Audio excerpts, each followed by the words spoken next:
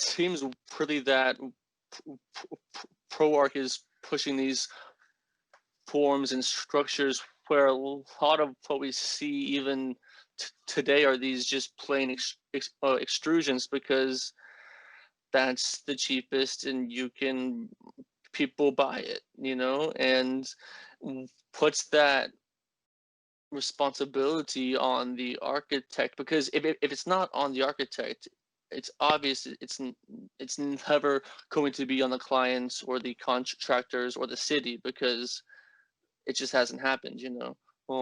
So I feel it has to be on the architect. It is. Yeah.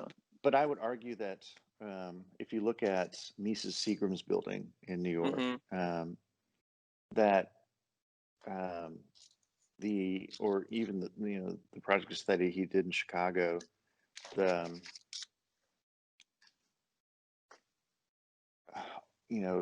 those large, seemingly faceless buildings have a very public sensibility about it.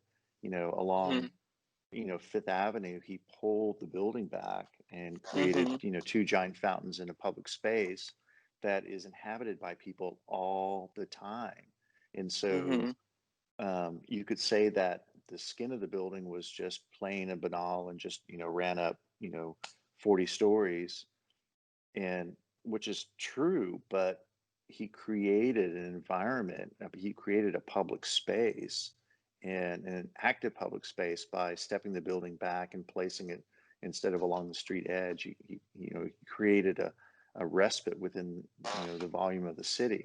And from Exactly. an urban point of view, he really understood that, and how he built that building. And so I don't think that the plainness of those facades is a detriment to it. It's actually, it's a very elegant project. It's a very elegant facade. It is it's the people, the copiers, that didn't understand, his insightfulness in how he went about his architecture, that followed him and created really bad examples of it. Yeah, and because also the sleekness and the proportions are not something to really be taken all that lightly. And if you do something kind of similar, as in like basically putting I-beams on the facade, but it's this gigantic building that takes up an entire block, and then boom, it hits the ground with no relief. Or like, there's plenty of those kinds of examples out there. And I I really applaud Peace for that gift of public space, because especially walking through Manhattan, how many real plazas and parks in the traditional sense are there? And Very few. yeah, like, And the and buildings come even down and they crush the ground, and they exactly.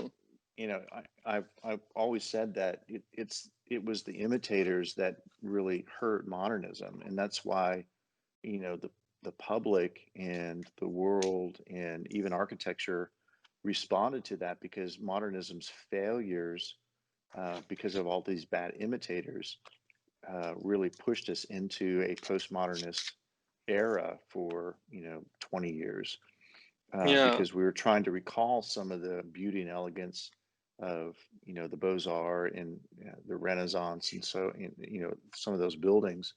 But you know unfortunately, that was even uh, you know that was even worse, because it was pastiche, it was wallpaper, it yeah, wasn't real, it exactly. didn't hold space in the same way. And even those, some of those buildings have really lasted the test of time. We even had, again, bad imitators of postmodernism that really created crappy buildings out there. So it's the bad architects that are giving architecture a bad name. Yeah. It's the cheap imitators. It's not the people who are truly doing innovation.